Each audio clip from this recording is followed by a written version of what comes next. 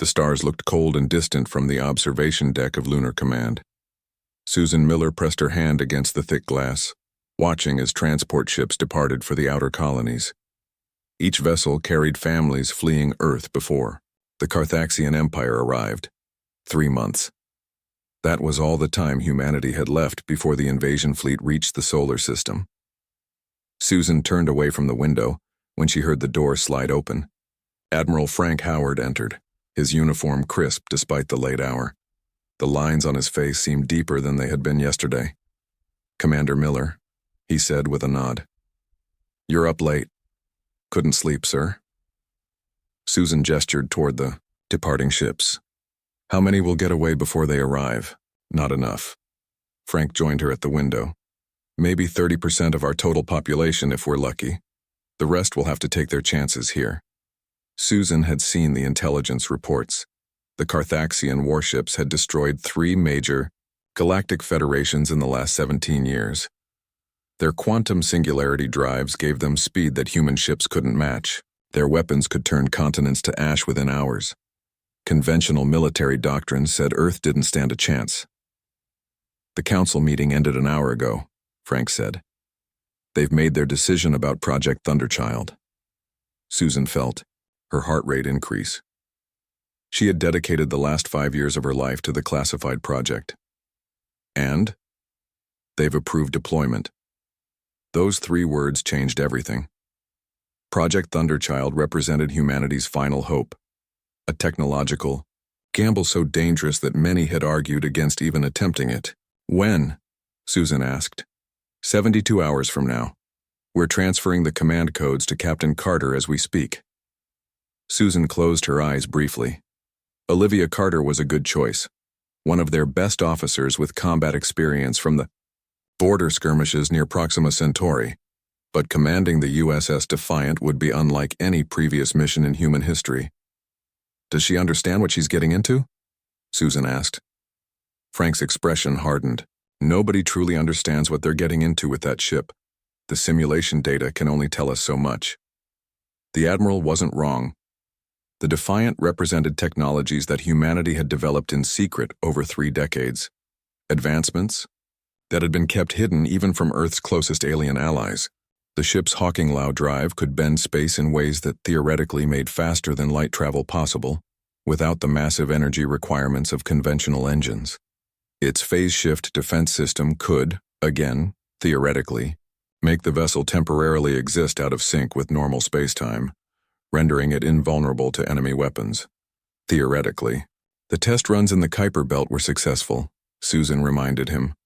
All systems performed within acceptable parameters. "Test runs aren't combat," Frank replied. "And we're sending 1 ship against an empire that controls nearly 1/3 of the galaxy." The observation deck fell silent as they both considered the magnitude of what they were attempting. 1 human battleship against hundreds of Carthaxian warships. The odds seemed impossible. Susan's communication device buzzed. She glanced at the message and straightened her shoulders. "Captain Carter has arrived at the lunar shipyard. She's requesting my presence during the final system checks." Frank nodded. "Go. I'll inform the President that we're proceeding as scheduled." Susan made her way through the corridors of Lunar Command toward the underground transport system. The maglev train would take her directly to the classified shipyard where the Defiant waited. As the train accelerated through the tunnel beneath the lunar surface, Susan reviewed technical specifications on her tablet. The shipyard came into view as the train emerged from the tunnel. Despite having seen it dozens of times, Susan still felt awe at the sight of the massive structure built into the side of a lunar crater. Its true purpose had been disguised as a mining operation for years. After passing through 3 security checkpoints, Susan finally reached the main hangar. The USS Defiant dominated the enormous space. Unlike the sleek white vessels typical of Earth's fleet, the Defiant's hull was matte black, absorbing light rather than reflecting it. Its angular shape defied conventional starship design philosophy, prioritizing function over aesthetics. Captain Olivia Carter stood on the observation platform, studying the ship that would soon be her responsibility. She turned as Susan approached. "Commander Miller," Olivia said, offering a salute. Your creation is impressive. Not just mine, Susan replied. This represents the work of thousands of engineers and scientists. I just helped coordinate their efforts. Olivia nodded, turning back to look at the Defiant. Is it true what they say? That the gravitational weapons can collapse a star? That capability has been greatly exaggerated, Susan said carefully. The gravitational disruption cannons are designed to target the quantum singularity drives that power Carthaxian vessels. When struck, the drives implode, creating a localized effect that destroys the target ship from within. We cannot and would not develop weapons capable of destroying entire star systems. But we could have, Olivia said. It wasn't a question. The technology could be modified for such purposes, yes. That's part of why Project Thunderchild has remained so classified. The ethical implications alone. Olivia's eyes remained fixed on the ship. I've studied the mission parameters. Penetrate Carthaxian space, disrupt their command structure, gather intelligence on their homeworld's location, evaluate their weaknesses. She finally looked at Susan. You realize this is essentially a suicide mission. Susan didn't insult the captain's intelligence by denying it. The Defiant gives you a fighting chance. More than that, it gives humanity a fighting chance. Without it, Earth falls within months. The shipyard's chief engineer, Alan Martinez, joined them on the platform. His dark hair was disheveled, and he looked like he hadn't slept in days. Final. Diagnostics are complete, he reported. All systems are green. The ship is ready. Susan noticed that Alan's hands were shaking slightly. Like her, he had devoted years to the Defiant's creation. Seeing it deploy was both triumphant and terrifying. How's the crew? Susan asked Olivia. 117 of Earth's finest. Every one of them volunteered knowing they might never return. Olivia's voice carried pride. They're boarding now. Through the hangar windows, Susan could see distant flashes of light. The Carthaxian fleet engaging Earth's outer defense stations near Neptune. The enemy approached faster than expected. We're out of time, Alan said quietly. Olivia straightened her uniform. Then I should get to my ship. Susan impulsively reached out and grasped the captain's arm. Remember, the Defiant is more than just our most advanced weapon. It's our message to the galaxy that humanity will not go quietly. Olivia nodded once sharply, before turning and walking toward the boarding tube that would take her to the Defiant. Susan and Alan watched from the observation platform as the massive hangar doors began to open, revealing the star-filled blackness of space. The Defiant's engines glowed with soft blue light as the ship's systems came fully online. Do you think it will work? Alan asked, his voice barely audible. Can one ship really change everything? Susan didn't answer immediately. She watched as the Defiant rose smoothly from its docking clamps, hovering momentarily before gliding toward the open hangar doors. It has to, she finally said. Because if it doesn't, that's the end of humanity's story. The Defiant accelerated, out of the hangar, quickly becoming a distant point of light among the stars. Then, in a flash that momentarily outshone everything else in the lunar sky, it engaged its Hawking Lao drive and vanished, carrying with it the hopes of an entire species. Captain Olivia Carter sat in the command chair of the USS Defiant as the ship emerged from its jump. The stars realigned around them, forming unfamiliar patterns. They had arrived deep in Carthaxian territory. Status report, Olivia said, her voice steady despite the tension filling the bridge.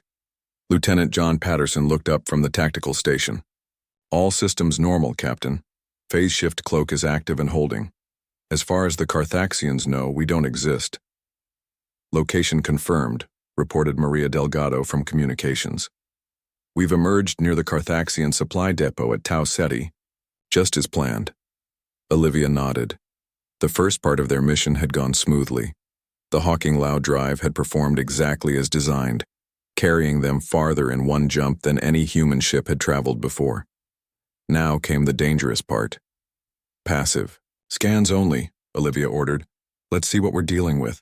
The main view screen showed a massive space station orbiting the fourth planet of the Tau Ceti system. Dozens of Carthaxian vessels moved around it, loading supplies and weapons for the coming assault on Earth. 17 warships present, John reported, plus about 30 support vessels. Olivia studied the display. The intelligence they'd gathered from refugees had proven accurate. This was a major staging point for the Carthaxian fleet. If they could disrupt operations here, it might delay the attack on Earth, giving humanity precious additional time to prepare. "Take us in closer," she ordered. "Keep the cloak active."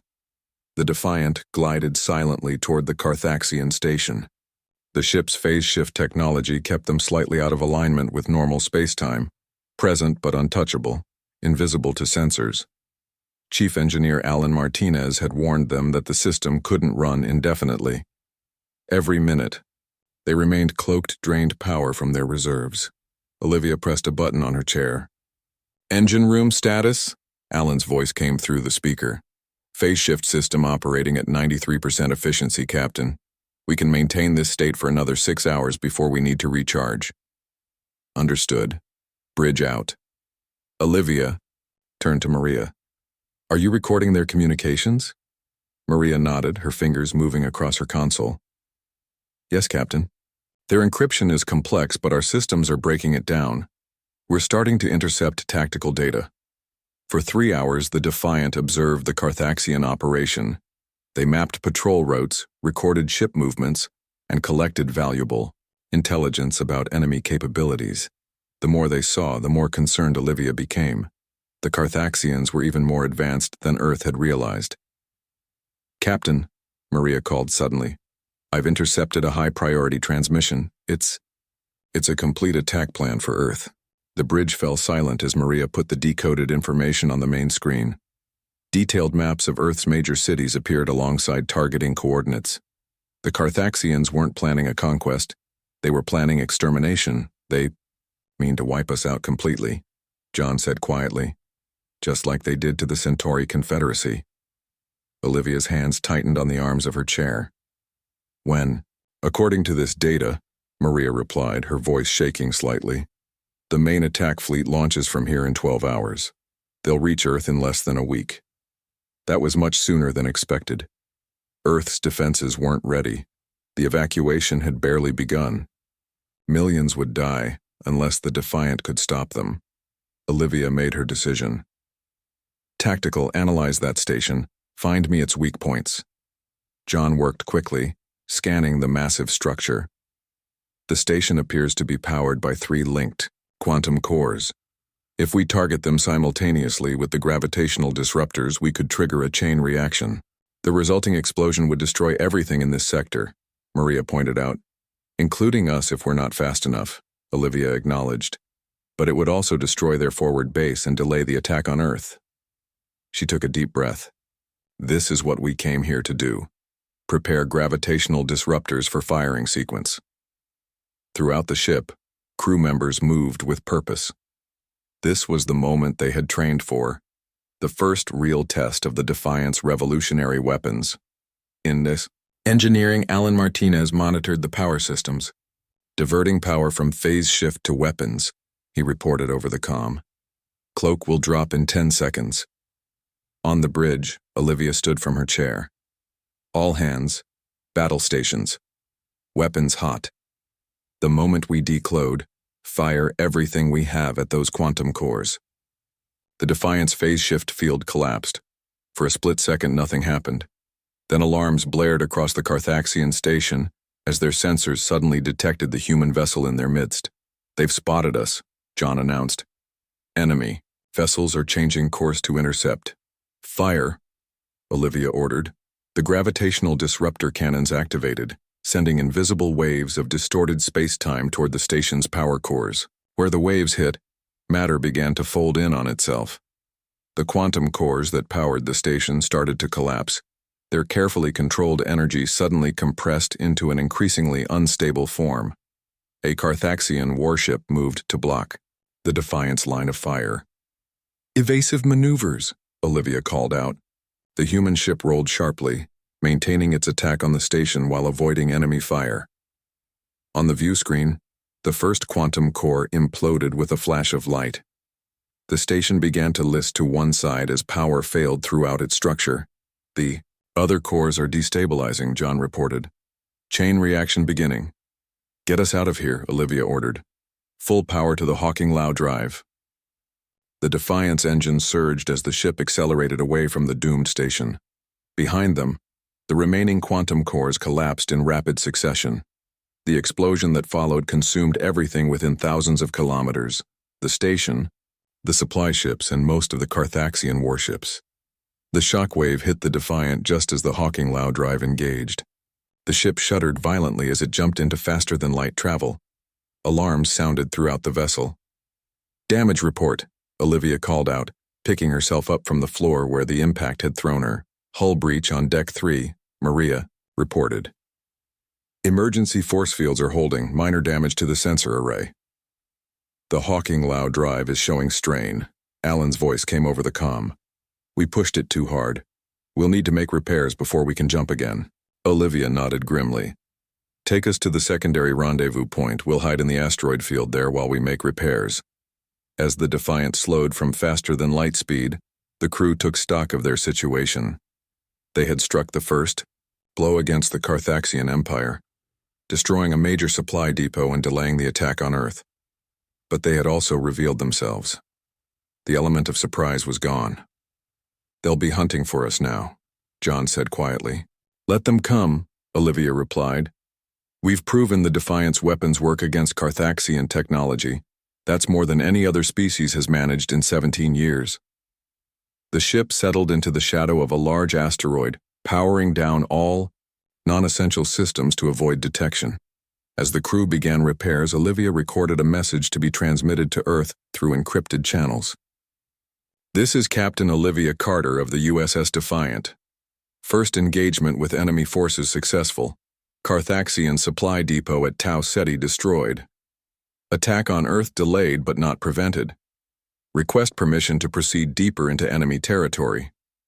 We have proven that the Carthaxians can bleed. Now we must show them that they can fall. As the message was sent, Olivia looked out at the stars that surrounded them. Stars controlled by an enemy that had never known defeat until today. The Defiant had changed everything. For the first time since the Carthaxian Empire began its expansion, a single ship had struck back and survived. The hunt was on, and humanity had just proven it would not be easy prey. 3 weeks had passed since the Defiant's attack on the Carthaxian supply depot. The human battleship moved silently through the Arcturus system, its phase shift cloak once again operational after extensive repairs. The crew worked with quiet efficiency, their initial victory having boosted morale despite the dangers that surrounded them. Olivia studied the tactical display in her ready room. Red markers indicated known Carthaxian patrols. There were more of them now. The enemy had diverted significant forces from the Earth invasion fleet to hunt down the vessel that had dared to strike them. A soft chime announced John Patterson's arrival. The tactical officer looked tired but determined as he entered with a data tablet. The latest intel analysis, Captain, he said, handing her the device. We've intercepted communications from 3 different Carthaxian command ships. They're calling us the Ghost Vessel now. Olivia allowed herself a small smile. Good. Let them worry about ghosts while Earth prepares its defenses. There's more, John continued. We've identified unusual communications traffic directed toward a system designated LZ549. It doesn't appear on any of our star charts. A hidden system? Olivia raised an eyebrow. Possibly. The communication patterns suggest it might be something significant. Perhaps a major military installation or their homeworld, Olivia finished. Finding the Carthaxian homeworld had been one of their primary mission objectives. In 17 years of brutal expansion, the Empire had kept their origin point secret, giving them a safe harbor that no enemy could target. Olivia tapped her communication panel. Bridge, set course for system LZ549. Best speed but maintain phase shift cloak. Aye, Captain, came the response. John looked concerned. The Hawking Lao drive is still operating at reduced efficiency after the damage we sustained. I'm aware of the risks, Lieutenant, Olivia said, but this might be our best chance to gather intelligence on their central command structure. The Defiant's journey to the mysterious system took nearly 30 hours. As they approached, Maria Delgado called Olivia to the bridge. "Captain, you need to see this," she said, as the main view screen activated. The image showed a star unlike any they had encountered before. It glowed with an unnatural purple light, surrounded by what appeared to be massive artificial structures. "What are we looking at?" Olivia asked. Alan Martinez had joined them on the bridge, his expertise needed to interpret the unusual readings. "They've built a Dyson swarm around the star," he explained. "Those structures are capturing nearly 80% of the star's total energy output." That's how they power their empire, John realized. A single star providing energy for fleets across a third of the galaxy. Olivia leaned forward. "Can we get closer?" The Defiant moved toward the massive energy collection system. As they approached, they detected hundreds of Carthaxian vessels patrolling the area. This was clearly a location of enormous strategic importance. "I'm picking up something else," Maria reported, her voice tense. "A planet on the far side of the star. The communications traffic is centered there." Olivia made her decision. "Take us in. Full sensor sweep of that planet." The Defiant slipped past the Carthaxian patrols, its phase shift technology keeping them invisible as they approached the mysterious world. When it came into view, the bridge crew fell silent. The planet was covered with massive cities that spanned entire continents. At its north pole stood a structure so large it was visible from orbit, a towering spire that reached into the upper atmosphere. "That's it," Olivia said quietly. "The Carthaxian homeworld." "And that must be their central command," John added, pointing to the spire. "The nexus of their entire communication network."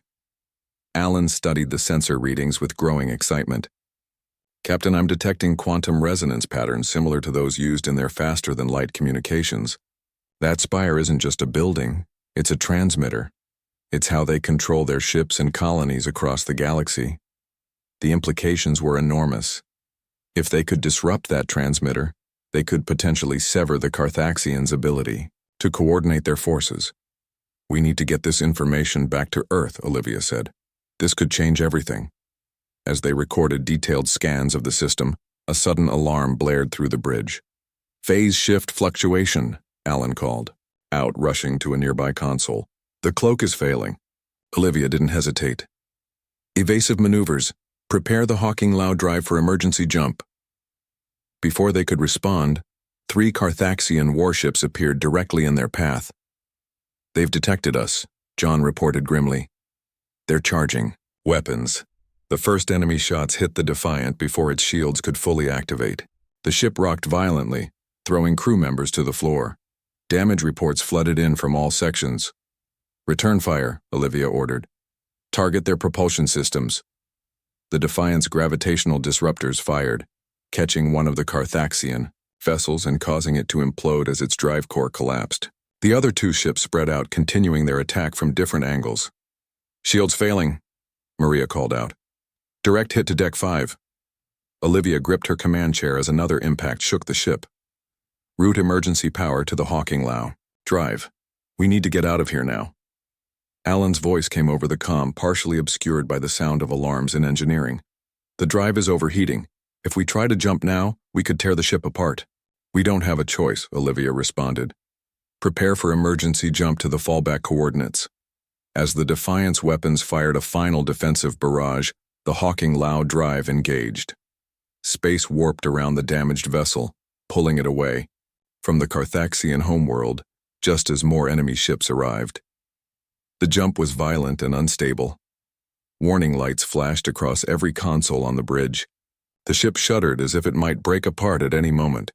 When they finally emerged from the jump, emergency systems were blaring throughout the vessel.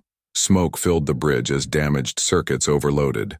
"Damage report," Olivia called out, helping Maria back to her station. John checked his console, which was only partially functional. "Heavy damage to all systems. The Hawking Lao drive is offline. Hull breaches on decks 3, 5, and 7. Emergency force fields are holding, but we're leaking atmosphere." "Casualties?" Olivia asked, dreading the answer. 12 injured, 3. Maria paused, her voice breaking slightly. 3 dead. Olivia allowed herself a moment of silence for the fallen crew members. They were the first deaths since the mission began. She knew they wouldn't be the last. "Where are we?" she finally asked. Alan's voice came over the comm system, weak but determined. "We're in the Epsilon Indi system, Captain. About 20 light-years from the Carthaxian homeworld. The good news is we made it out. The bad news is the Hawking Loud drive suffered catastrophic damage during the jump. It'll take at least a week to repair, maybe longer. And the phase shift. Cloak? Completely offline. We're visible to anyone who looks our way." Olivia absorbed this information grimly.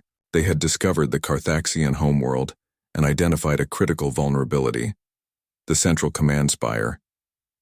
But now they were damaged, visible, and unable to jump to safety if detected. "Begin repairs immediately," she ordered, "and prepare a data package with everything we've learned about the Carthaxian homeworld. Use the quantum entanglement communicator to send it to Earth. Even if we don't make it back, they need this intelligence." As the crew set to work, Olivia looked out at the stars surrounding them. They had struck the first blow at Tau Ceti. Now they had discovered the heart of the enemy's empire. The next phase would be the most dangerous yet, surviving long enough to use this knowledge. The hunt had intensified, but so had the stakes. The USS Defiant drifted in the shadow of a large asteroid in the Epsilon Indi system. 9 days had passed since their narrow escape from the Carthaxian homeworld. Repair teams worked around the clock, trying to restore the ship's damaged systems. The hull had been patched, but the Hawking Loud drive remained offline, and the phase shift cloak was operating at minimal capacity. In engineering, Alan Martinez hadn't slept for nearly 30 hours. His hands were steady as he reconnected power, couplings beneath the main drive console, but dark circles under his eyes betrayed his exhaustion. "Try it now," he called to his assistant. The drive hummed briefly to life, then sputtered and went dark again. Alan sighed and reached for another tool. "Chief," his assistant said hesitantly, "maybe you should rest. You can't fix this if you collapse." Alan shook his head. "Every hour we stay here increases our chances of being discovered. We need that drive operational." On the bridge, Olivia reviewed the latest sensor reports. John Patterson stood beside her, his expression grim. 3. Carthaxian patrol groups within sensor range, he reported. "They're expanding their search patterns systematically. I estimate we have less than 12 hours before they sweep this sector." Olivia nodded. The quantum entanglement communicator had successfully transmitted their findings about the Carthaxian homeworld to Earth. At least that part of their mission was complete. But without a functioning Hawking Loud drive, they couldn't return home or escape if discovered. "What about conventional engines?" she asked. "Operational, but limited. We could reach the edge of the system in about 6 hours, but without FTL capability, we'd be easy targets." Olivia's communication panel chimed. "Captain," Maria's voice came through, "we're receiving a wideband transmission from the Carthaxians. They're broadcasting on all frequencies." "Put it through," Olivia ordered. The main screen activated, showing a Carthaxian commander. The alien's scaled face and glowing yellow eyes filled the display. When it spoke, the ship's computer translated. "Attention, crew of the human vessel designated Defiant. Your location has been determined. Your ship is damaged. You cannot escape. Surrender now and your deaths will be swift. Resist, and we will ensure your suffering serves as a lesson to all who oppose the Carthaxian Empire." The message repeated 3 times before cutting off. "They're bluffing," John said. "If they knew exactly where we were, they wouldn't be broadcasting. They'd just attack." "Agreed," Olivia replied. "But they know we're in this system. We're running out of time." She activated the ship-wide communication system. "Bridge to engineering. Alan, we need the Hawking Loud drive. How close are you?" Alan's tired voice responded, "The primary power couplings are fused beyond repair. I can reroute through the secondary systems, but it will only give us enough power for 1 jump, maybe 2. And we'll have no way to control where we end up precisely." "1 jump is all we need if it gets us away from here," Olivia said. "How long?" 3 hours minimum." Olivia looked at John. "We don't have 3 hours." She made her decision. Prep, all weapons. If we can't run, we'll fight. The crew moved with renewed urgency, preparing the Defiant for battle. Despite their damaged state, the gravitational disruptors were still operational. They had proven effective against Carthaxian technology. Perhaps they could buy enough time for Alan to complete the drive repairs. 2 hours later, Maria called, out from her station. Captain, multiple contacts approaching, 7 Carthaxian warships on intercept course. They found us, John confirmed, studying the tactical display. Estimated time to weapon range, 6 minutes.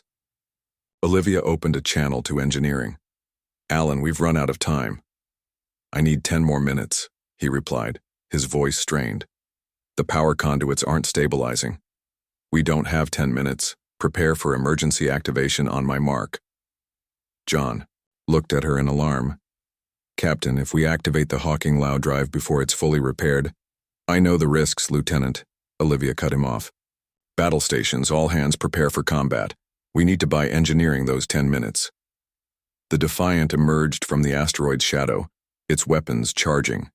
The approaching Carthaxian ships immediately adjusted their course, spreading out to surround the human vessel. They're targeting our engine section, John reported. They want to disable us, not destroy us. They want to capture our technology, Olivia realized. Target the lead ship. Fire when ready. The Defiant's gravitational disruptors fired, striking the nearest Carthaxian vessel. The enemy ship's hull compressed inward before exploding in a brilliant flash of light. The remaining 6 ships responded with a barrage of energy weapons that hammered against the Defiant's weakened shields. Shields at 40%, Maria called out as the ship rocked from the impacts. Evasive pattern Delta, Olivia ordered. Keep firing! The Defiant spun and weaved between enemy shots, its own weapon striking a second Carthaxian ship. This one didn't explode but listed to one side, its propulsion systems failing. Another volley hit the Defiant, more powerful than before. Consoles exploded across the bridge, showering the crew with sparks. Emergency lights activated as primary power fluctuated. Direct hit to the weapons array, John shouted over the alarms. Gravitational disruptors offline. Olivia gripped her chair as the ship shuddered under another impact. Engineering status. Alan's voice was barely audible over the sound of damage control alarms. Drive is powering up. It's unstable, but it's our only chance. We need 30 seconds. Helm, put us on a collision course with the largest enemy vessel, Olivia ordered. Captain? The helmsman questioned. Do it. Full speed. The Defiant surged forward directly toward the largest Carthaxian warship. The enemy vessels hesitated, confused by the seemingly suicidal maneuver. They think we're ramming them, John said. They're breaking formation. Engineering to bridge, Alan called. Drive ready for emergency activation. All hands brace for jump, Olivia commanded. Activate Hawking Lao drive now. The damaged drive engaged with a sound like tearing metal. The space around the Defiant distorted, stretching the ship as it accelerated beyond light speed. Warning alarms blared from every station as the unstable jump threatened to tear the vessel apart. For the crew, time seemed to slow. The bridge lights flickered and failed. Gravity fluctuated, causing unsecured objects to float momentarily before crashing down again. Through the viewports, space itself appeared to shatter like glass, revealing swirling colors no human had ever witnessed before. Then suddenly, it was over. The Defiant emerged from the jump, systems failing across the ship. Emergency power kicked in, restoring minimal lighting and life support. Damage report, Olivia called out, wiping blood from a cut on her forehead. John checked his partially functioning console. Multiple hull breaches. Life support operating on emergency power. The Hawking Lao drive is completely destroyed. No chance of repairs this time. Where are we? Olivia asked. Maria worked at her station, which was one of the few still operational. Calculating position based on stellar cartography. Captain, we're in the Procyon system. That's only 8 light years from Earth, John realized. A flicker of hope passed through the bridge crew. They were closer to home than expected. Perhaps their luck was turning. The moment was short-lived. Maria's console began beeping urgently. Captain, I'm detecting multiple Carthaxian signatures in this system. A lot of them. She looked up, her face pale. I think we've jumped right into the middle of their invasion fleet. Olivia moved to Maria's station and stared at the display, in horror. Dozens of Carthaxian warships surrounded them, all moving in formation toward a single destination: Earth.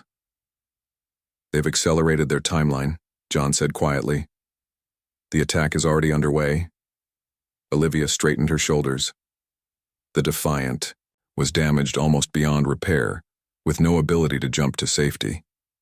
They were vastly outnumbered with weapons offline. But they had one thing the Carthaxians didn't expect: knowledge of the Empire's central weakness. Send an encrypted message to Earth, she ordered. Tell them everything we know about the command spire on the Carthaxian homeworld, and prepare all remaining functional systems. We're going to slow this fleet down any way we can. As the crew rushed to obey, Olivia looked out at the enemy armada moving inexorably toward humanity's homeworld. The Defiant had one final battle to fight, a battle they couldn't possibly win, but one that might just give Earth the chance it needed to survive. The USS Defiant drifted silently among the massive Carthaxian invasion fleet. The human battleship's emergency power systems kept life support functioning, but little else worked properly. Most of the crew had moved to the central sections of the vessel where the hull remained intact. Repair teams worked desperately to restore weapons and propulsion. On the bridge, Olivia Carter watched the enemy ships on the few functioning screens. The Carthaxians were moving in a standard attack formation, seemingly unaware that the damaged human vessel floated among them. Our signal got through to Earth, Maria reported from her communication station. Admiral Howard confirms receipt of all data regarding the Carthaxian homeworld and command spire. Olivia nodded. That was something, at least. Even if the Defiant didn't survive, Earth now knew the enemy's weakness. Any response from our own fleet? She asked. Maria's expression was grim. Earth's defenses are mobilizing, but they're outnumbered 5-1. The Admiral says they'll do what they can to slow the Carthaxians down. John Patterson approached from the tactical station. I've analyzed their formation. The command ship is here. He pointed to a massive vessel at the center of the fleet. If we can somehow get our weapons back online, that would be our primary target. What about our remaining power cells? Olivia asked. Could we rig them as explosives? Possibly, John replied. But we'd need to get close enough to deliver them manually. Alan's voice came through the comm system. Captain, I think I've got something. We've managed to restore partial power to the phase shift system. It won't cloak us completely, but it might make us look like background radiation to their sensors. How long will it last? Olivia asked. 20 minutes? Maybe 30. Not enough to escape, but enough to get us close to one of their ships. Olivia considered their options. The Defiant couldn't win this battle or escape to safety, but perhaps they could still strike one final decisive blow against the Carthaxian fleet. I have a plan, she announced. But I need volunteers. It's likely a one-way mission. The bridge crew exchanged glances. No one spoke for a moment. Then John stepped forward. I'm in, Captain. Maria nodded. Me too. Over the next hour, more crew members volunteered. Together, they prepared the remains of the Defiant for its final mission. The phase shift system was modified to cover just the essential sections of the ship. All remaining power cells were converted into makeshift explosives, rigged to detonate on command. The plan is simple, Olivia explained to the assembled crew. We'll use the phase shift to approach the Carthaxian command ship undetected. Once in position, we'll ram them at full speed. The impact and subsequent detonation of our power cells should be enough to cripple or destroy their vessel. Without their command ship, their attack formation will be disrupted, John added. It won't stop them completely, but it will buy Earth precious time. Alan raised his hand. What about the escape pods? Olivia's expression was solemn. Anyone who wishes to take their chances in the escape pods may do so, but be aware that the Carthaxians will likely detect the launches. No one moved toward the escape pod stations. Very well, Olivia said, her voice steady. To your positions.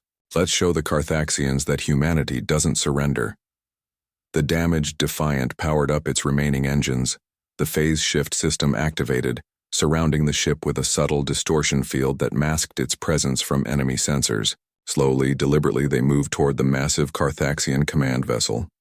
Distance to target, 5,000 kilometers and closing, John reported from tactical. Phase shift holding at 63%, Alan added from engineering. Olivia stood at the center of the bridge, her hands clasped behind her back. Steady as she goes. Minutes passed in tense silence as the Defiant closed the distance to its target. 3,000 kilometers, 2,000, 1,000. Captain, Maria called suddenly. I'm detecting unusual energy readings from Earth's direction. Olivia turned. On screen. The main view screen flickered to life, showing a distant view of Earth.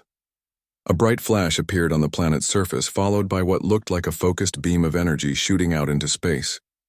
What is that? John asked, staring at the display. Before anyone could respond, the energy beam struck a point in space near the edge of the Carthaxian fleet. Space itself seemed to ripple outward from the impact point. Several enemy ships were caught in the distortion, their hulls compressing and then exploding violently. They've weaponized our gravitational technology, Alan realized. They must have built a planetary-scale version of our disruptors. A new transmission came through, on all frequencies. Admiral Frank Howard's voice filled the bridge. Attention USS Defiant. This is Earth Defense Command. We've put your intel to good use. The first strike was a warning shot. We're transmitting coordinates for the main Carthaxian command ship. Confirm receipt and clear the target zone.